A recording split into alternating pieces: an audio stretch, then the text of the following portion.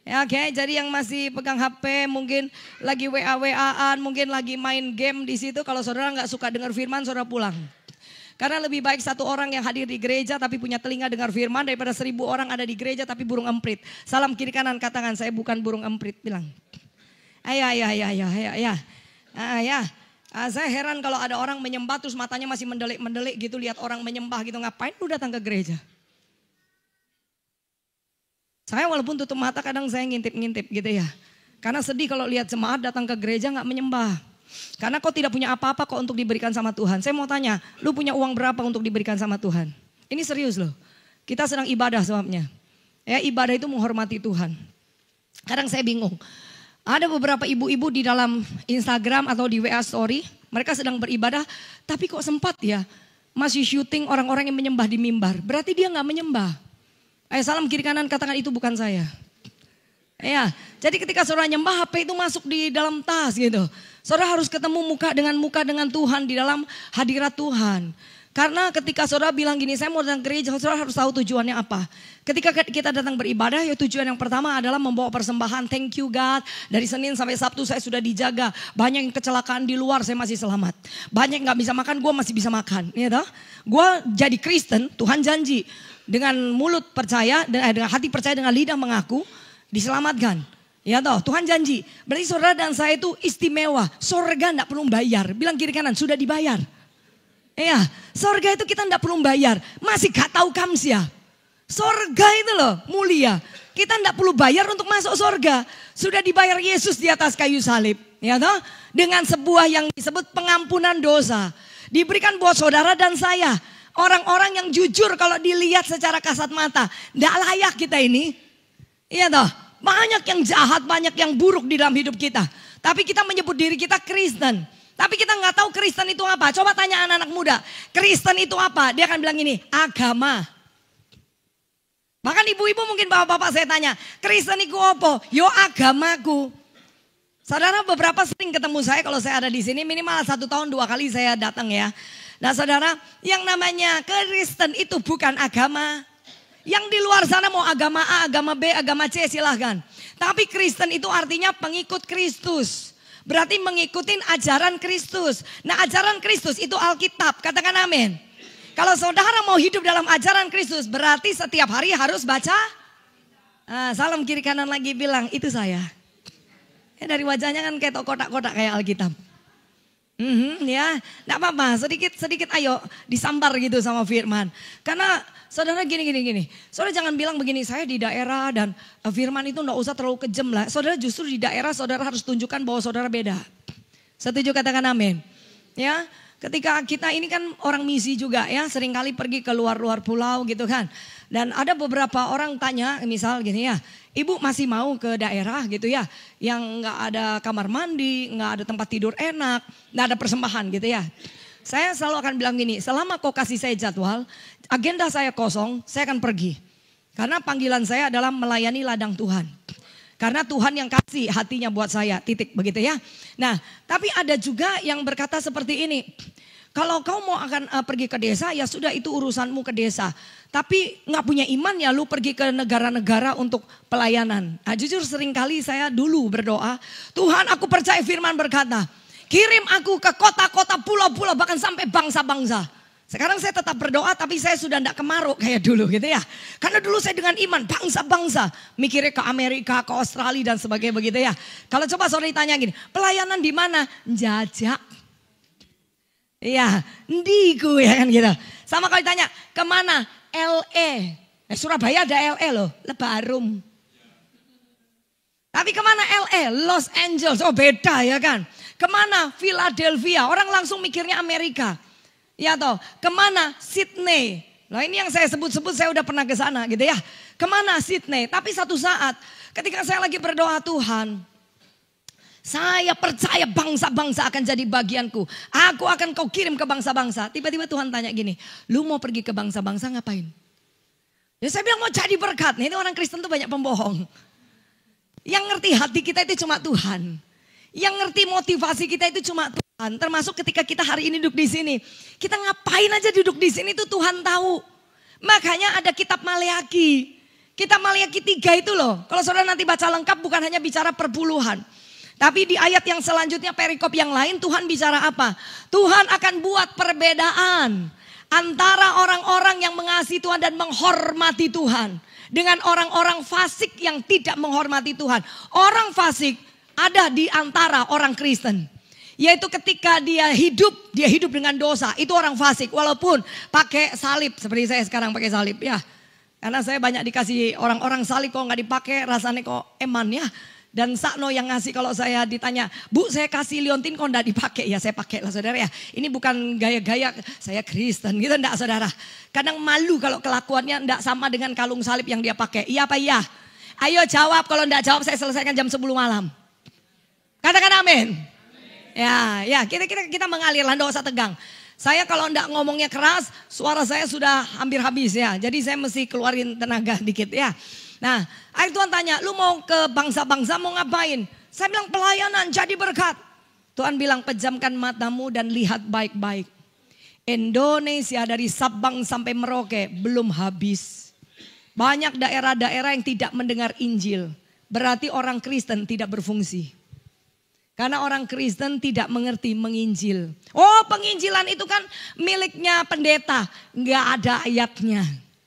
Ayatnya adalah kalau kau menyebut dirimu murid Kristus. Kau akan mendengar setiap ketetapan dan perintah Tuhan. Salah satunya adalah pergi jadikan seluruh bangsa muridku. Ajar kepada mereka apa yang kuajarkan kepadamu. Baptis mereka dalam nama Bapa, Anak dan Roh Kudus. Itu yang Tuhan kepengen engkau dan saya lakukan. Tapi kan kita sibuk dengan masalah. Kita sibuk dengan perasaan. Kita sibuk dengan apa yang kita pikirkan. Kita sibuk dengan apa yang kita inginkan. Padahal ketika Tuhan mati di kayu salib, Tuhan berkata sudah selesai. Artinya Tuhan sudah memberikan segala-galanya buat saudara dan saya. Amin. Artinya segala-galanya ada padamu dan ada pada saya. Yang setuju coba mantuk-mantuk. Gak setuju tak suruh pulang. Ya. Nah. Dan firman juga, ini saya ngalir dulu baru kita masuk ke tema yang diberi ya. Nah, ada perkataan seperti ini. Roh Tuhan ada dalam saudara dan saya. Ketika roh Tuhan ada dalam saudara dan saya, kita diberi hak panggil dia ya Aba ya Bapa. Ini tadi karena saya bilang Tuhan sudah memberikan segala-galanya. Mungkin kadang-kadang anak Tuhan bilang gini, segala-galanya apa? Buktinya loh hidupku biasa-biasa saja. Nah karena Tuhan membuat perbedaan. Tambah hari ikut Tuhan 10 tahun mestinya ada perubahan. Perubahannya bukan ekonomi dulu. Perubahan itu perubahan hati, perubahan pikiran, perubahan tingkah laku, perubahan perkataan. Perubahan gaya ibadah. Tambah hari tambah dalam cinta Yesus. Tambah hari tambah setia mengiring Yesus. Tambah hari tambah taat. Tambah hari tambah mendengar suara Tuhan. Nah ini kadang-kadang orang Kristen sudah terbiasa setiap minggu datang ibadah. Ya koyok ngonoto gitu ya. Padahal kekristenan enggak ngonoto. Halo. Kekristenan itu kalau saudara ngikut langkah kaki Tuhan. Kekristenan itu amazing. Saya dari kecil bukan Kristen. Nah saya Kristen di usia 19 tahun. Sampai hari ini berarti 33 tahun saya ikut Tuhan. Saya nggak pernah merasa ikut Tuhan itu sesuatu yang membosankan. Ikut Tuhan tiap tahun ada hal-hal yang baru yang dia ajarkan. Tapi kan orang Kristen nunggunya tiap tahun ada sesuatu yang Tuhan berikan secara jasmani. Padahal yang pertama-tama yang Tuhan akan kerjakan adalah mengajarimu dan saya. Untuk mengerti hidup sebagai anak-anak kerajaan sorga. Dengan gaya kerajaan sorga. Dengan didikan kerajaan sorga. Dengan mentalitas kerajaan sorga. Supaya apa yang Tuhan firmankan itu benar-benar tergenapi dalam hidup saudara dan saya. Katakan amin. Nah ketika roh Tuhan ada dalam saudara dan saya. Pada waktu Yesus lahir, sebelum Yesus lahir, ini kita ngomong dulu ya, karena kita akan bicara tentang penyembuhan jiwa. Karena di dalam gereja banyak orang sakit jiwa. Coba lihat wajah kiri kanan, yang sakit jiwa itu kaisang guyu. Yang sakit jiwa itu kalau dengar firman itu hang. Ya, saya nggak peduli lu anak-anak, remaja, pemuda, orang tua. Satu kali saya ditaruh mimbar, saudara harus ngerti bahwa firman itu ya dan amin. Jadi kalau saudara tersinggung saya lebih suka. Berarti dagingmu masih hidup.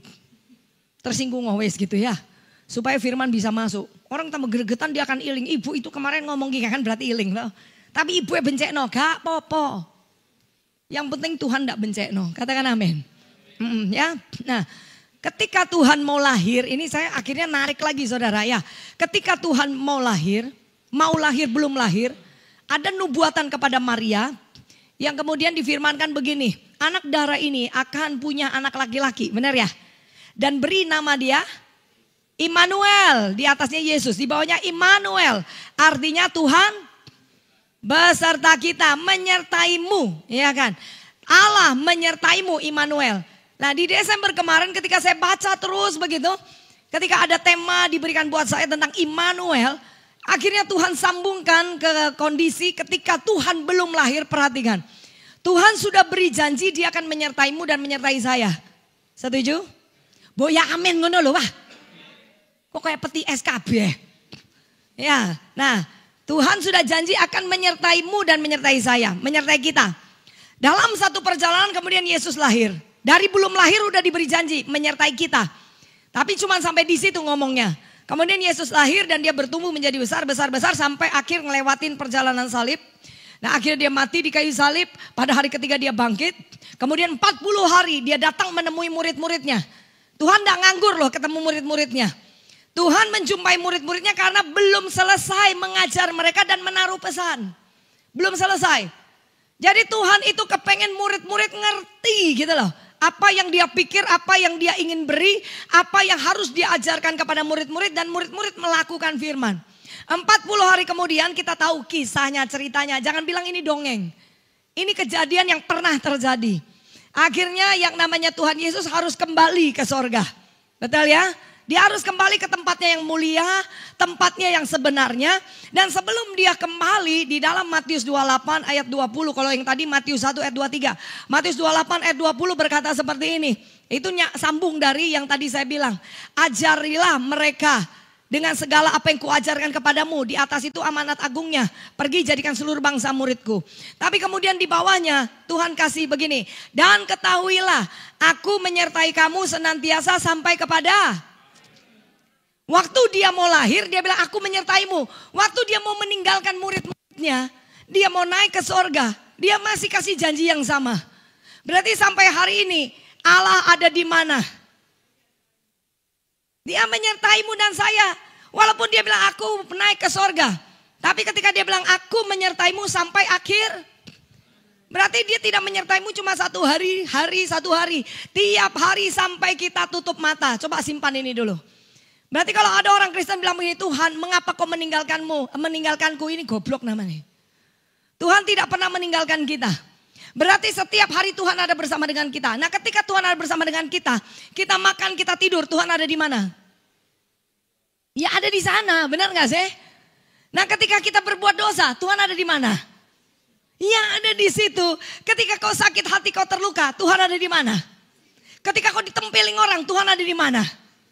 Ketika kau diludahin orang, Tuhan ada di mana? Ketika ada orang nusuk-nusuk jantungmu, hatimu begitu, Tuhan ada di mana? Ketika Tuhan fitnah saudara dan saya, Tuhan ada di mana? Di situ, berarti dimanapun engkau berada, apapun yang terjadi dalam hidupmu, dalam keadaan yang terburuk, Tuhan ada di sana jadi pembelamu dan saya.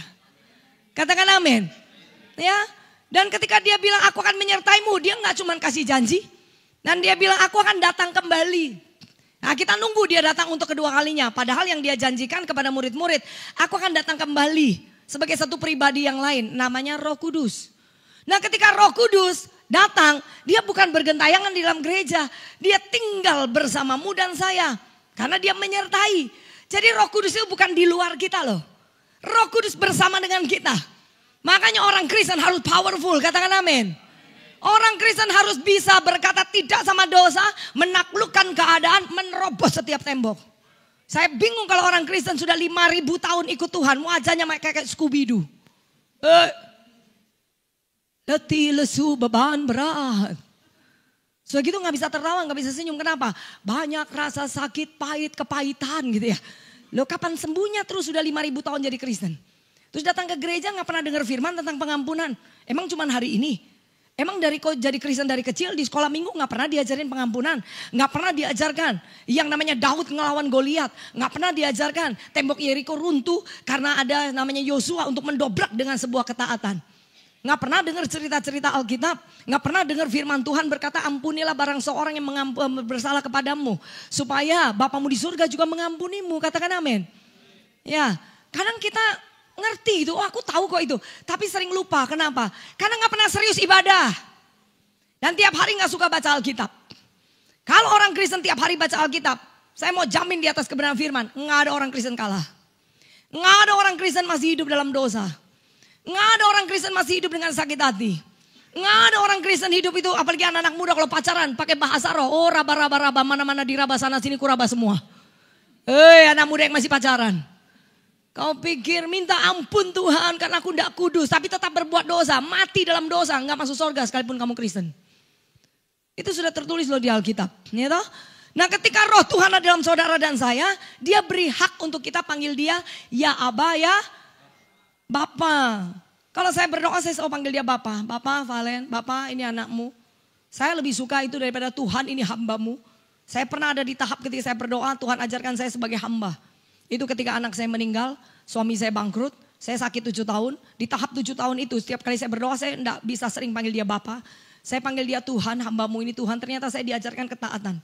Ketika kau tidak punya uang, ketika kamu sakit, ketika ada kematian dalam rumahmu, tetap enggak kamu bisa ikutin firman dan percaya bahwa Allah itu baik. Kita selalu bilang Allah baik kalau kita diberkatin duit. Kita bilang Allah baik kalau di samping kita orangnya baik semua. Tapi ketika saudara ngalamin masalah semua orang meninggalkanmu gimana? Ya, jadi ketika tahap-tahap seperti itu saya belajar menjadi hamba. Punya hati hamba. Hati hamba itu berarti terserah tuannya. Apapun yang Tuhan yang perintahkan saya akan bilang oke. Sekalipun daging tidak suka, pokoknya oke. Karena hamba itu tidak mungkin keleleran. Ya, hamba itu tidak mungkin tidak dikasih makan. Kalau nggak dikasih makan nggak bisa kerja. Kalau kita kerja sama orang aja punya perusahaan gitu ya. Kita kerja jadi karyawan, kita digaji loh. Benar nggak sih? Tapi saudara jangan berpikir kalau saudara melayani Tuhan digaji sama gereja ya. Itu nanti dulu. Saya ini hidup digaji sorga. Kalau cuma hidup dari mimbar nggak cukup saudara. Saya full time full heart. Saya orang yang full, nggak boleh saya mikir cari uang itu gimana. Pokoknya full melayani. Gimana tuh jiwa-jiwa bisa benar-benar hidup tetap dalam keselamatan yang Tuhan berikan seperti Tuhan menyelamatkan saya. Bagaimana membawa orang-orang berbalik hati sama Tuhan. Itu tugas seorang penginjil, seorang yang menyampaikan firman.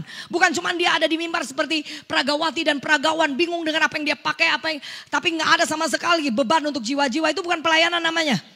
Termasuk yang WL singer semuanya. Ketika kau melayani, kau hanya sekedar bisa nyanyi, main musik, tapi nggak ada soul di situ, nggak ada kekuatan roh di situ, sampai orang itu bisa mengerti lagu ini begitu berkuasa. Ketika aku berkata bahwa Tuhan itu penyembuhku, Tuhan itu dahsyat, air mata bisa mengalir karena apa? Karena firman itu menembus dalam jiwamu. Pelayanan model apa yang suam-suam kuku? Pelayanan akhir zaman nggak boleh suam-suam kuku, karena setan sudah bergerilya. Banyak orang sibuk buka gereja, tapi menghasilkan burung emprit. Tahu burung emprit nggak? Tiap hari cuma cap. Cuman begitu tapi not do something.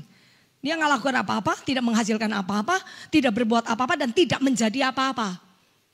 Nah, karena banyak hal yang disibukkan cuman apa yang ku inginkan, apa yang mau ku pakai, apa yang mau ku makan, bagaimana hanya ku. Nah, hari ini jiwa-jiwa yang sakit kita mesti sembuh. Nah, saya lihat di sini sebenarnya enggak perlu firman ini, sudah sembuh semua. Katakan amin. Wes api kabeh. Tapi apa boleh buat temanya ini gitu ya. Jadi harus disampaikan. Nah, ketika roh Tuhan ada dalam saudara dan saya, kita dikasih hak untuk panggil dia ya Aba ya Bapa. Katakan amin.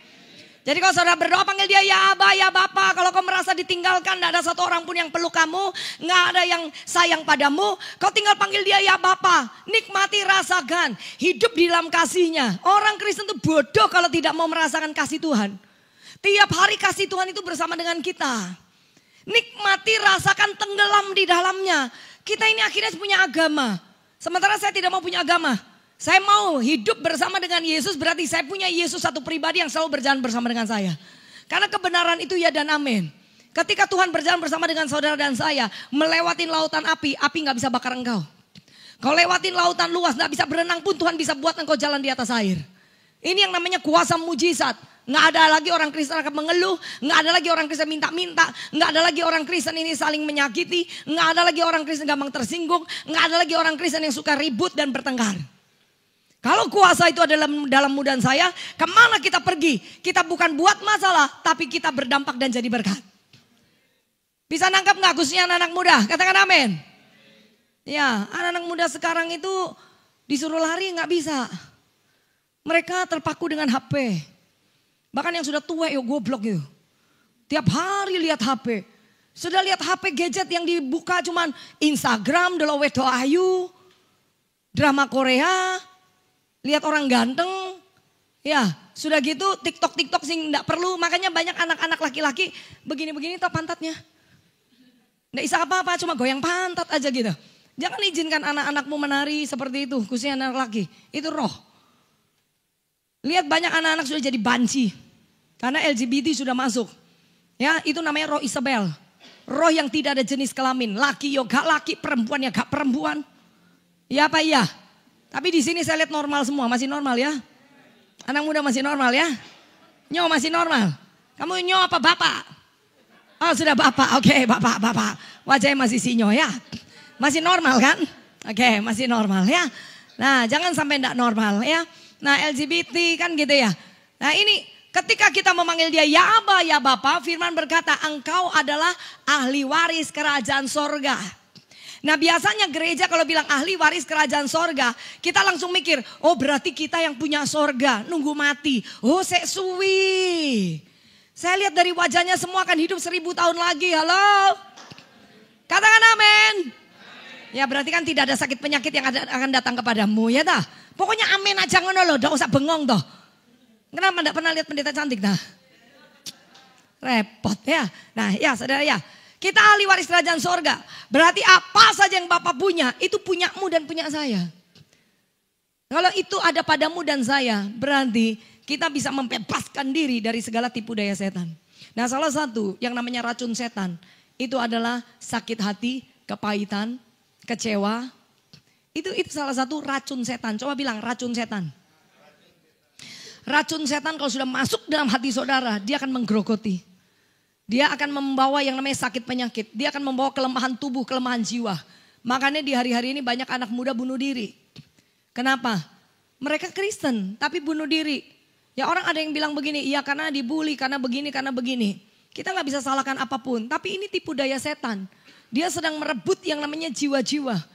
Orang Kristen lupa merebut jiwa-jiwa, setan sedang merebutnya. Kalau dia gak bisa pindahkan mereka kepada kepercayaan lain, dia bunuh dia. Dan jangan pikir ibu-ibu rumah tangga semuanya kuat. Di hari-hari ini saya kadang lihatnya anak saya baru punya anak. Saya baru jadi oma, baru 2 bulan saya punya cucu. Saya lihat anak saya lihat dia tegas, kuat. Tapi papanya ngomong sama dia jujur. Kamu itu separohnya mama. Mama nikah 23 punya anak 24. Kamu nikah 25 punya anak 26. Tapi kamu tuh separohnya mama. Maksudnya gimana Pak? Mamamu lebih kuat daripada kamu. Mamamu nikah lebih mudah. Nggak ada siapa-siapa bersama dengan dia. Tapi mamamu lebih kuat, dia bisa mengerjakan semua. Kan papanya kan tinggal, suami saya kan pergi keliling-keliling. Saya sendirian tuh gedein anak juga kan gitu ya. Tapi saya bisa bersihin rumah bisa, masih pelayanan. Saya masih pendoa syafaat. Saya masih masuk ke komsel. Saya bawa itu baby. Saya taruh dia di bed cover. Saya bawa doa jam 10 sampai jam 4 pagi doa semalam suntuk. Karena basicnya saya pendoa syafaat. Bawa itu baby ke sana. Nah sementara generasi sekarang anak saya masih termasuk kuat. Nggak pakai banyak nangis dan sebagainya. Tapi dia berusaha bagaimana ini mama gini ya. Nah tapi dulu saya nggak pernah mengeluh sama sekali. Anak-anak sekarang kan banyak mengeluh. Sudah gitu saya buka TikTok ada yang nangis sampai lempar-lempar. Kayaknya bayinya juga mau dilempar gitu. Banyak bayi yang dibuang. Kenapa? Ini karena generasi yang tidak kuat. Bisa nggak generasi ini diubah? Bisa ketika kau hidup dalam firman. Saya pribadi tidak excuse dengan generasi yang berkata saya generasi set bu. Saya generasi strawberry bu. Ya memang zamannya begitu. Nah saya lihat orang bikin TikTok. Yang lahir di tahun 80-an. Saya tahun 70-an. Berarti akan lebih kuat dari yang 80-an kan gitu. Yang saudara lahir tahun 60-an. Seharusnya lebih kuat daripada saya. Tapi kalau yang sampai tahun 60-an lahirnya. Hari ini lembek, strawberry kan aneh gitu. Kenapa seperti itu? Jadi sebenarnya nggak ada zaman strawberry atau nggak ada. Tergantung pilihan kita setiap hari mau ngapain. Nah di tahun 80 dibikin TikTok. Ini anak cowok jalan gitu kan. Dia jalan nggak sengaja ketatap pintu. Tak. Terus dia cuma ngeliatin pintunya. Terus dia jalan. Yang tahun 90 jalan. Kemudian ketatap pintu. Tak. Aduh. Sudah ada rasa sakit sedikit kan. Jalan dia. Yang tahun 2000-an. Nah ini yang lahir tahun 2000-an. Halo. Ya. Dia jalan dia ketatap. Langsung nangis. Gitu kan. Ini anak laki loh, ini anak laki gitu ya. Bisa bayangin yang perempuannya gimana. Nah jadi bapak ibu juga harus ngerti kalau kau sebagai bapak atau ibu tidak kuat dalam banyak hal. Maka anak-anakmu tidak bisa menjadi generasi kerajaan Allah. Mereka akan ngikutin arus dunia. Yang katanya tambah tahun nanti generasi tambah lembek, tambah gak bisa apa-apa, larinya gak cepet. Baru disentil aja udah langsung nangis, teriak-teriak. Gak bisa berpikir, kenapa? Salah satunya yang menarik kekuatan daripada generasi kita dan kita orang tua, itu gadgetmu. Kemana-mana main, kemana-mana nonton, kemana-mana bawa HP. Rasanya kalau HP itu gak ada di tangan, mati dah gua. Sementara kau gak pernah baca Alkitab, gak apa-apa. Padahal kalau kau tidak baca Alkitab berarti kau mati. Karena firman itu ya dan amin, dia adalah kehidupan. Ini nafas hidup Allah salah satunya. Ini air hidup yang menyegarkan. Ini roti hidup yang memberimu dan saya makan. Katakan amin. Sedikit keluar ya dari ini. Karena dari pagi saya rohnya udah kejepit dengan tema. Ya dari pagi saya kejepit dengan tema sampai gak bisa tidur nyenyak. Saya tadi tanya nyenyak, saya bilang nyenyak lah. Bangun itu saya mikir kok rasanya saya nak menjarah tadi pagi gitu ya. Karena saya berputar dengan tema, saya bilang saya ini mati langkah kalau dikasih tema. Karena yang saudara perlukan itu banyak yang Tuhan lebih mengerti. Setuju katakan amin. Ya, ayo belajar bertumbuh. Percuma saya bilang ayo sembuh, ayo mengampuni. Mau tiap hari gak pernah baca Alkitab itu gimana saudara bisa punya kekuatan dan kuasa untuk mengampuni? Gak bisa. Gimana saudara bisa menerobos keadaan yang hari ini katanya miskin. Tapi saudara percaya akan jadi kaya. Hari ini sakit, percaya Tuhan kasih panjang umur. Gimana bisa nerobos? Wong gak pernah berdoa dan baca Alkitab. Setuju katakan amin. Bisa nangkap sampai di sini? Halo anak muda. Baju kotak-kotak anak muda atau sudah bapak? Ya kamulah. Sudah bapak? Hah? Sudah bapak punya anak berapa? Belum toh? Belum punya anak toh? Ya belum bapak-bapak lah masih ya. Masih baru menikah ya? Juga belum menikah? Loh, terus kenapa kau bilang kau bapak-bapak? Oh enggak, jadi anak muda. Bilang yes. Loh kok gak ada suara ya? Bilang yes. Nah itu dia. Oke sudah ya. Nah kayak gini kan biar hidup semua toh. Nah saudara ya. Berarti warisan itu ada dalam saudara dan saya. Coba disimpan dulu. Ya berarti semua yang ada di sorga itu sebenarnya ada di sini. Katakan amin.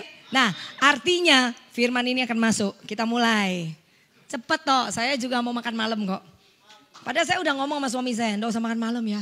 Udah gendut baru 2 hari udah gendut gitu ya. Ah, coba lihat. 3 Yohanes 1 ayat 2. Kita baca pelan-pelan, saya udah ngomong banyak tentang yang saya mau jabarkan. Nah kita masuk di sini. Saudara ayat ini harus ya dan amin. Saudara harus mengiyakan karena saya sudah jabarkan. Semua yang di surga sudah kepadamu. Dan saudara bilang gini, ahli waris kerajaan surga berarti kan nanti tunggu mati. Enggak. Waktu Yesus mati di atas kayu salib. Kan orang bilang kalau warisan diberikan ketika orang tuanya mati, betul ya? Ayo jawab porek. Moso vendito itu loh. Ya, warisan itu diberikan ketika orang tuanya mati. Ahli warisnya si A, si B, si C gitu kan. Udah dikasih, dibagilah mungkin saham atau apa gitu kan. Kalau di insurance kan ada berapa persen. Kalau masih ada mama ya dikasih si mama. Kalau mama sudah nggak ada dikasihkan anak, selesai begitu ya. Nah tapi kita kan mikir gini. Berarti kan warisan itu tunggu Tuhan mati. Tuhan kan hidup. Yesus kita kan hidup. Saudara tahu Tuhan kita pernah mati. Tapi dia tidak mati. Ayo coba renung. Tuhan kita pernah mati. Dan itu harus terjadi. Supaya apa? Salah satunya ketika dia mati warisan itu dilepaskan. Dan saudara dan saya sudah menerima. Makanya nanti ada Paskah. Pada hari ketiga dia bangkit. Berarti kemenangan yang besar sudah diberikan buat saudara dan saya yaitu kerajaan sorga. Kerajaan Allah dengan segala sesuatu yang ada di dalamnya. Setuju? Nah ya mudeng. Nek mudeng itu tadi gini, sekarang gini. Nek masih tetap begini, takut pasak jam lagi. Kamu amin nanti kita bareng di warung kopi ya. 3 Yohanes 1 ayat 2. Saudaraku, yuk baca yuk. Saudaraku yang kekasih, aku berdoa semoga engkau baik-baik dan sehat-sehat saja dalam segala sesuatu.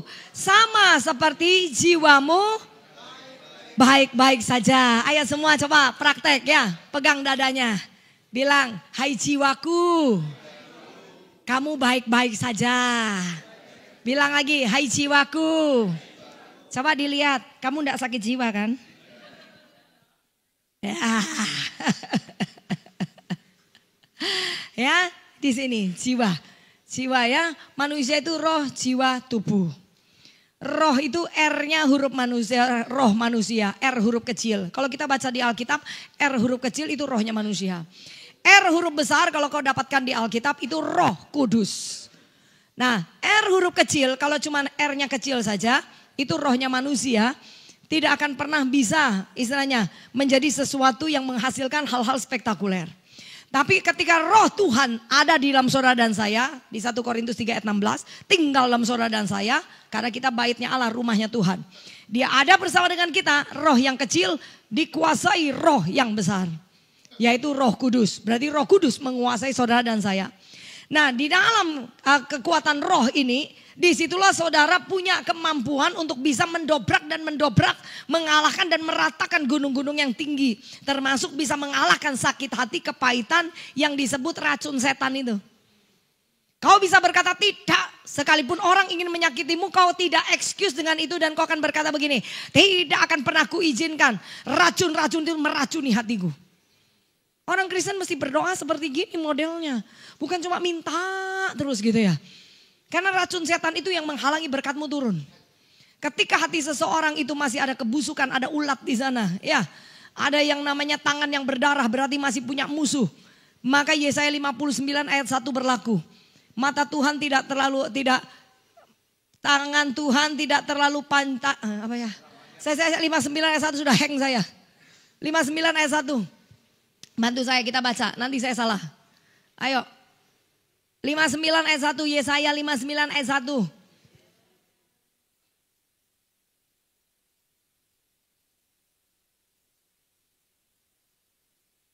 Ceng. Nah, yuk baca ya. 3, 2, 1. Sesungguhnya tangan Tuhan tidak kurang panjang untuk menyelamatkan. Dan pendengarannya tidak kurang tajam untuk mendengar. Lanjut 2. Ayo.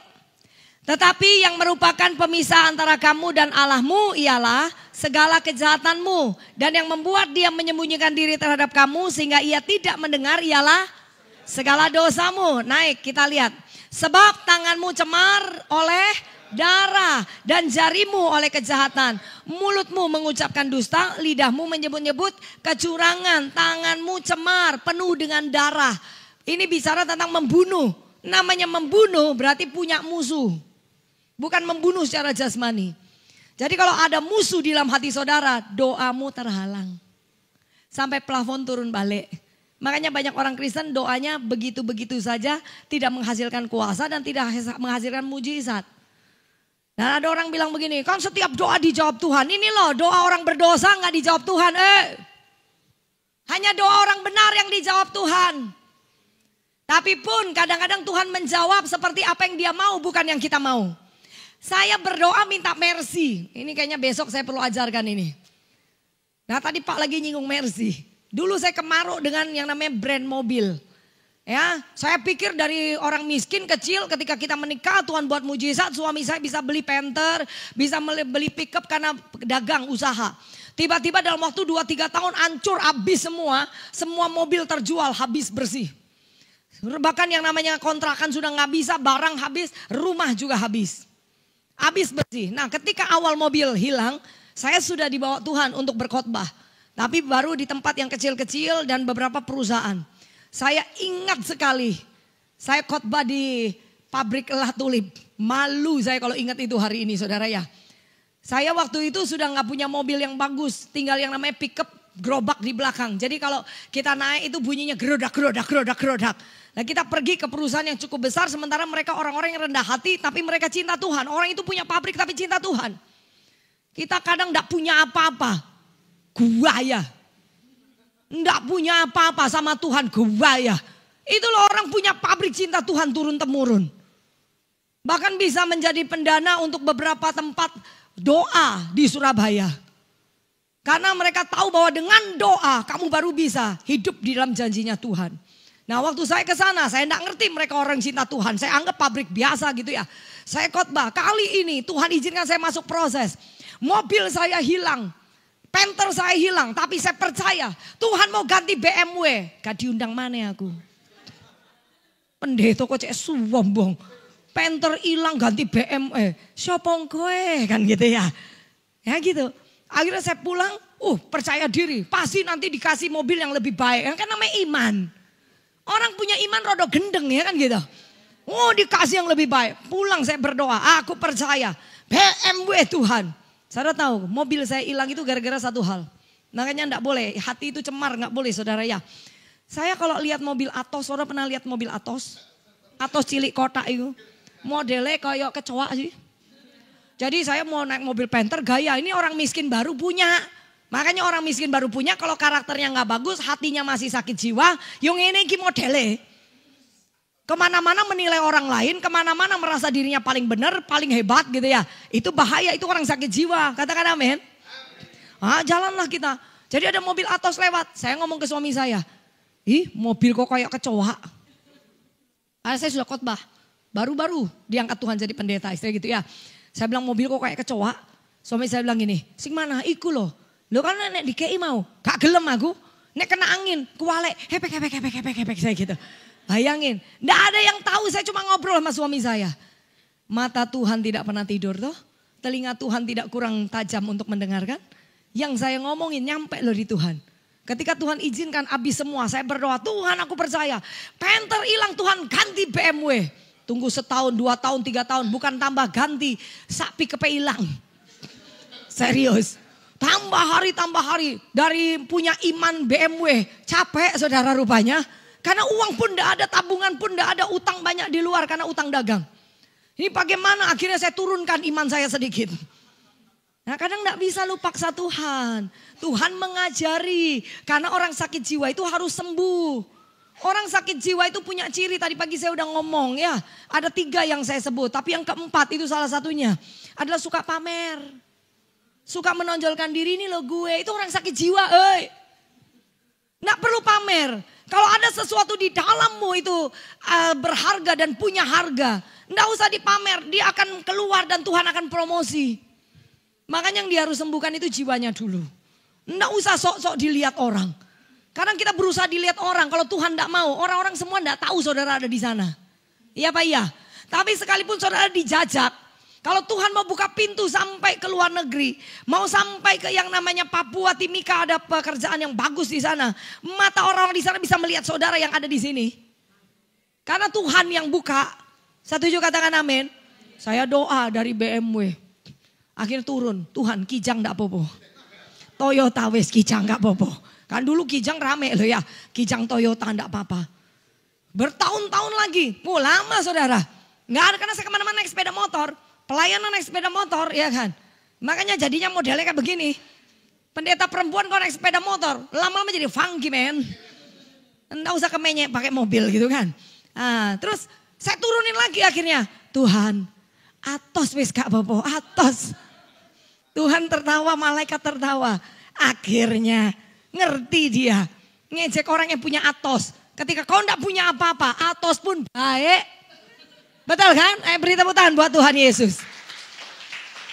Itu cara Tuhan menyembuhkan jiwa saya. Yang saya juga anak terluka. Saya juga yang selalu dihina dari kecil. Ya kecil saya gemuk. Selalu dibilang meme gendut, meme gendut. Mata saya sipit, meme sipit, meme sipit. Untung gak ada yang bilang gini, meme hidung besar, gak ada. Tapi ada yang bilang saya wajah keibuan, kaki kesebelasan. Karena saya dulu suka taekwondo, main basket dan sebagainya, kaki kan berotot semua gitu. Ya kaki besar gitu ya. Jadi mereka panggil saya wajah keibuan, kaki kesebelasan. Waktu saya gemuk saya dipanggil badak-badak, itu melukai hati loh. Dan belajar untuk sembuh dari luka-luka hati itu tidak mudah sendirian. Kecuali kau mengerti bahwa kau berharga di mata Tuhan. Setuju? Ya. Nah itu tumbuh saya di situ. Jadi ketika ada peluang untuk jadi sesuatu, saya coba menunjukkan. Ini orang sakit jiwa. Ciri yang keempat. Yang 1, 2, 3 dengerin khotbah yang pagi ya. Diulang lagi capek saya ya. Yang keempat ini ya. Suka pamer. Pokoknya kalau saya lebih. Kalau bisa kalau pakai gelang begini dah. Kalau nyembah. Dan ada 5 bisa bunyi kerenceng. Kerenceng gitu ya. Supaya orang tahu gelang baru nih gue gitu kan ya. Ya hari-hari ini saya kadang malu. Kalau pergi ke daerah. Mau pakai yang bling-bling gitu saya simpen semua. Bahkan pernah kemarin ada PD apa gitu. Saya pikir PD baru. Saya udah pakai cincin saya yang gede gitu ya. Udah saya duduk di situ. Ternyata teman-teman lama. PD-nya sederhana. Saya buka masukin tas. Kalau dulu cereng gitu. Nggak usah malu gitu loh. Sok-sok kaya gitu kan. Padahal semua yang kau punya Tuhan yang beri. Setuju, katakan amin. Iya. Kalau kau sudah sembuh. Ini yang ciri dari 1, 2, 3, 4 sore hari ini. Itu lambat laun akan hilang dari dirimu. Dengan otomatis tanpa harus disuruh. Yang pertama tadi pagi, gampang tersinggung. Ditaruh di mana saja, suka bikin masalah. Bilang kiri kanan, itu bukan saya. Dikit-dikit tersinggung, dikit-dikit merasa tidak diperhatikan. Dikit-dikit merasa tidak disayang, itu sakit jiwa ya. Nah, kenapa? Karena ada pahit. Nah, orang-orang seperti ini sebenarnya punya pengalaman masa lalu. Mungkin waktu kecil di rumah orang tuanya kejam, orang tuanya mukul, maki-maki. Kayak saya dulu begitu ya. Atau ketika dia di kantor, dia disakitin. Bahkan sampai sekarang suami istri saling mengeluarkan perkataan yang saling menyakiti kan gitu ya. Atau pernah ada orang merugikanmu, kau menyimpan rasa sakit dan gak bisa ngampuni. Sementara bahasanya begini, waktu itu suami saya kan kena ciak itu berarti ditipu ya gitu ya. Orang yang nipu bisa makan, masih punya rumah, masih punya mobil, masih bisa makan enak. Kita yang dia utang kita habis rumah, habis mobil. Waktu kita nagih utang, ibunya yang sudah tua keluar, si tante ini. Ngapain tiap pagi bikin ribut di sini? Padahal dia tahu anaknya utang kita. Suami saya bilang begini, mau nagih utang lo tante. Gak usah pagi-pagi, gak usah iso-iso, uangnya gak ada. Ini anaknya disembunyiin no. Saya di samping lihat suami saya dibegituin. Saking pendetongan waktu pengen tak uncal no saudara. Serius pengen tak ambil mau tak lempar gitu. Aku ini loh kesini nagih utang. Oh kamu tuh utang kita ini lo akan habis semua gara-gara anakmu gitu kan. Tapi di situ saya nahan diri, Roh Kudus bilang jangan. Kamu harus jadi pelaku firman, tahan. Sampai gemetar saya. Naik di sepeda motor, mobil habis semua habis. Saya peluk suami saya. Nah di situ Tuhan ajarkan. Saya harus jadi penopang juga, penolong buat suami, saya peluk dia. Saya bilang jujur mau tak lempar batu kok. Jadi koko iya aku ya pengen dobrak rasanya tadi. Iya kan. Tapi saya bilang enggak usah dah. Tenang kok saya bilang. Tuhan kan sudah janji sama kita. Wes lepaskan utang. Kaiso iki akeh katanya. Wes lepaskan utang nanti Tuhan ganti lipat kali ganda. Tuhan menyembuhkan kita dengan banyak cara. Nggak bisa cuma dengar khotbah, selesai besok langsung mengampuni. Nggak, saya percaya ada cara Tuhan mengajarkan kita. Tapi kalau nggak setia sama firman, mau tiap hari baca firman, mau dengar firman baik-baik, kita nggak bisa sembuh. Karena setan itu pencuri, salah satu yang dicuri itu adalah firman untuk masuk dalam hati saudara. Sebab kalau firman sudah masuk di sana, ada pembebasan. Firman masuk di sana, ada kelepasan. Setuju katakan amin? Ya, jadi jangan saudara ya, jangan tanganmu penuh dengan darah. Nah bertumbuh jadi besar, akhirnya saya dijumpai dengan saya kepahitan sama papa mama saya kepahitan sama teman-teman sekolah saya.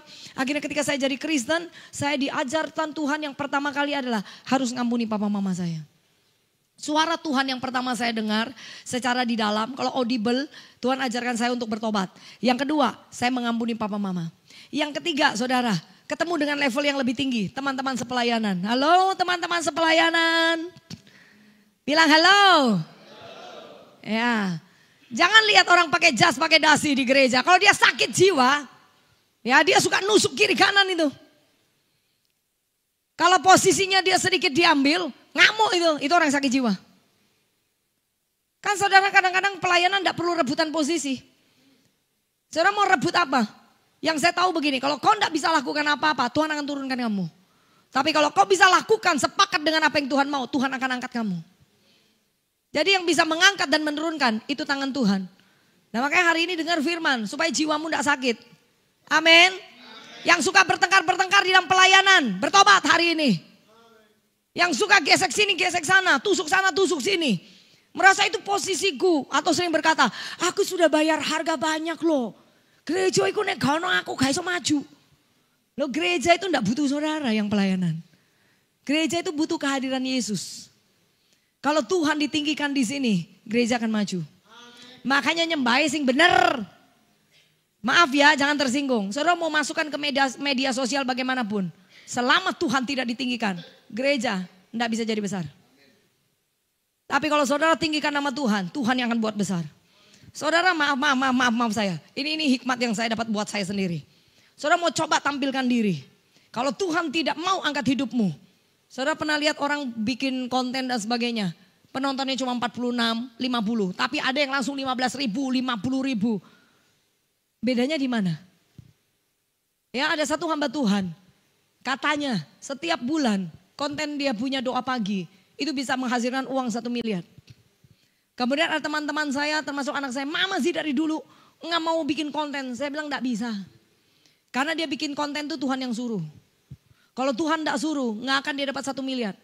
Tapi ketika dia dapat uang tiap bulan 1 miliar, Tuhan kasih dia proyek untuk dia buka yang namanya sekolah dan sebagainya. Orang diberkati, bukan terus makan tuh berkat. Tapi diberkati untuk buka ABC untuk kerajaan Allah. Nah sementara saya panggilannya nggak di situ. Saya mau bikin konten, kapayu. Percaya saya. Kalau Tuhan tak suruh nggak bisa. Saya udah tahu Tuhan saya nggak mau macam-macam.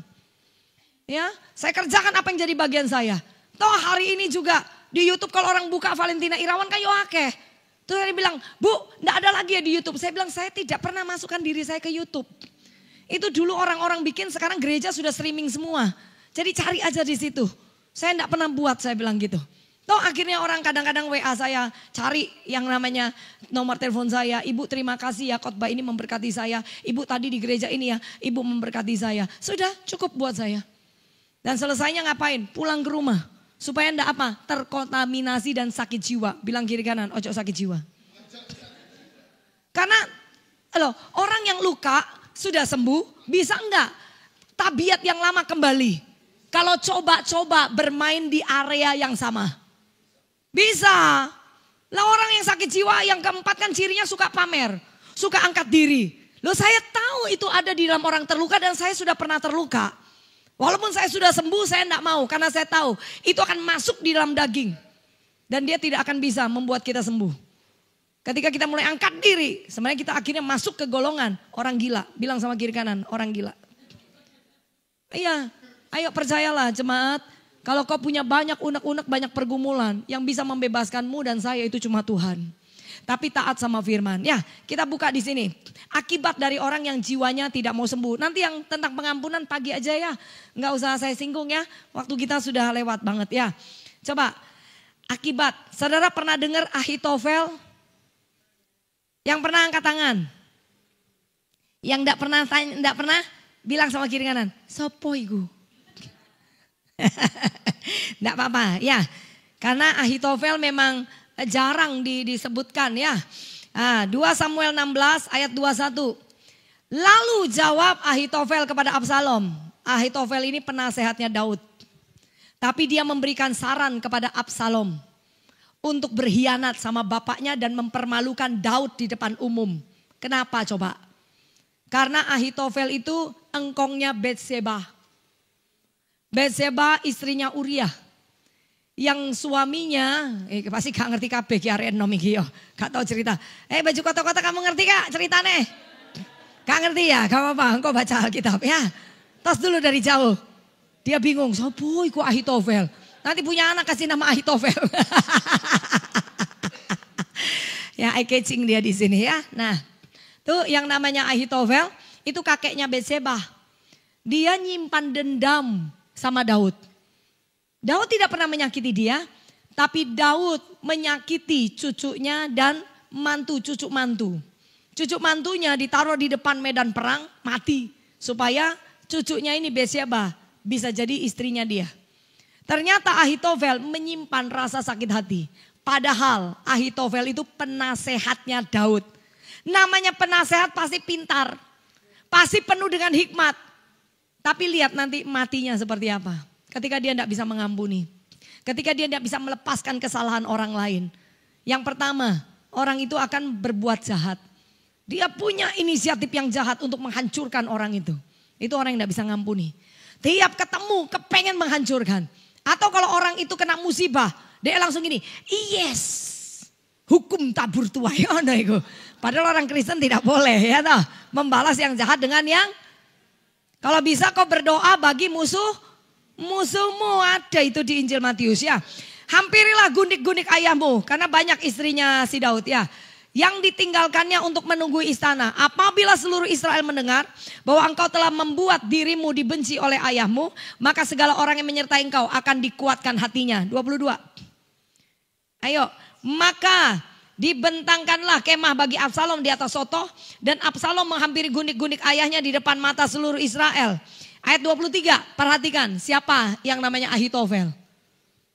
Kadang kita bukan siapa-siapa, ini orang hebat aja bisa masuk perangkapnya setan. Pada waktu itu nasihat yang diberikan Ahitofel adalah sama dengan petunjuk yang dimintakan daripada Allah. Demikianlah dinilai setiap nasihat Ahitofel baik oleh Daud maupun oleh Absalom. Ini ayat ngeri loh. Seseorang yang kalau bicara, ngomong, apalagi pendeta nih ya, ngomong gitu kan. Itu seperti suara Tuhan yang ngomong. Jadi ketika Absalom dipenuhi dengan luka hati dan kebencian, kemarahan sama Daud, dia merancangkan yang jahat untuk mempermalukan Daud. Dia ngomong sama Absalom, anaknya Daud. Absalom ini anaknya Daud. Dari Ahitofel inilah Absalom berkhianat dan memberontak kepada bapaknya. Karena Absalom ini sebenarnya anak kesayangan bapaknya. Di luar Salomo yang sudah diberi janji untuk membangun bait Allah. Karena Absalom ini menurut catatan ganteng. Rambutnya tebal, hitam, berkilau, bayangin. Tinggi besar, ya. Kayak si baju kotak-kotak ya. Rambutnya hitam ya. Nah itu, tapi diracunin sama dia. Lah kebetulan Absalom juga anak yang terluka. Absalom ini, maaf ya, ini cerita Alkitab. Dia memperkosa adik tirinya. Satu bapak. Dan dia ini dibuang sama bapaknya. Waktu dia dibuang sama bapaknya, yang namanya Absalom merasa bapaknya tidak cinta sama dia. Nah dia juga nyimpan sakit hati sama bapaknya. Orang sakit hati ketemu sakit hati. Jadi ini apa? Bilang kiri kanan, rempeyek. Loh iya, orang kalau sudah sakit hati ketemu sakit hati, itu kumpulan serigala itu. Makanya hati-hati bergaul. Kalau kau sudah sembuh jangan kumpul dengan orang sakit jiwa. Setuju katakan amin. Nah itu dia. Akhirnya dia setuju karena ini suara Tuhan. Dia permalukan bapaknya. Dan apa akibatnya? Sudah satu nasihat berhasil kan? Ahitofel mikir lagi untuk menjatuhkan Daud. Tapi Daud tahu. Daud berdoa. Daud berdoa. Tuhan gagalkan rencana yang kedua. Nah ini. Kita buka dalam 2 Samuel 17 ayat 23. Sudah selesai mari gini. Contohnya cuma satu. Kalau saudara mau terus dengan kondisi sakit jiwa, kepahitan sakit hati, marah menyimpan salah orang lain, dendam tidak bisa mengampuni, tidak mau hidup jadi orang merdeka. Ujung-ujungnya satu, kau akan terus berbuat jahat. Kedua, hidupmu tidak akan pernah tenang. Ya, sakit penyakit akan datang menggerogotimu. Doamu terhalang tidak akan sampai kepada tahta kerajaan sorga.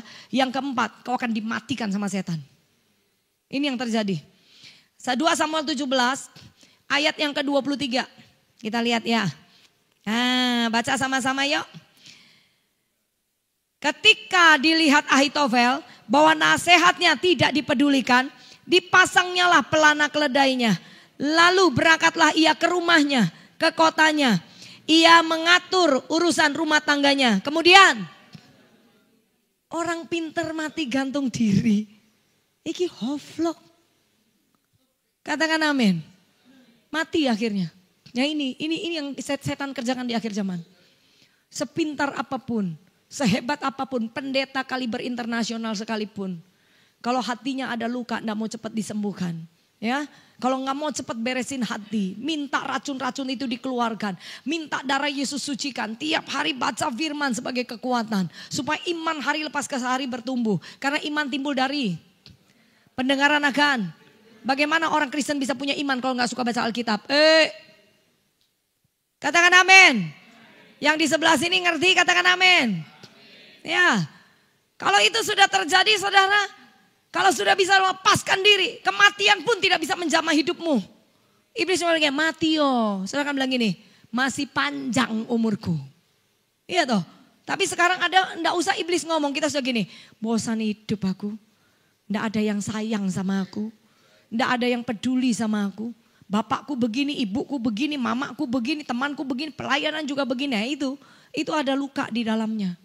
Seandainya kau sudah sembuh, kau akan selalu positive thinking. Kalau kau sudah sembuh, kau akan berjalan dengan iman. Karena dengan iman itulah kau akan menjadi pemenang-pemenang Allah. Setuju, katakan amin. Tahun ini tahun penuaian besar. Tahun ini tahun panen raya besar. Saya nggak tahu apa yang saudara doakan. Tapi tahun ini akan menjadi tahun tuaian besar. Kita akan lihat perkara-perkara besar. Sesuatu yang mustahil bagi kita akan kita lihat di tahun ini. Tapi satu, jangan izinkan sesuatu yang di dalam menghalangi karya Tuhan bekerja. Setuju ya? Jadi malam ini sebelum pulang coba direnung, diberesin nanti ini sebentar. Ada gak sih masih aku benci, aku masih jengkel, masih indah, semua macam-macam begitu ya. Diberesin terus kita pulang. Pulang dan pergi makan. Kok gak ada yang amin sih? Nah ya bangkit berdiri semuanya. Sekali lagi beri tepuk tangan buat Tuhan Yesus. Haleluya.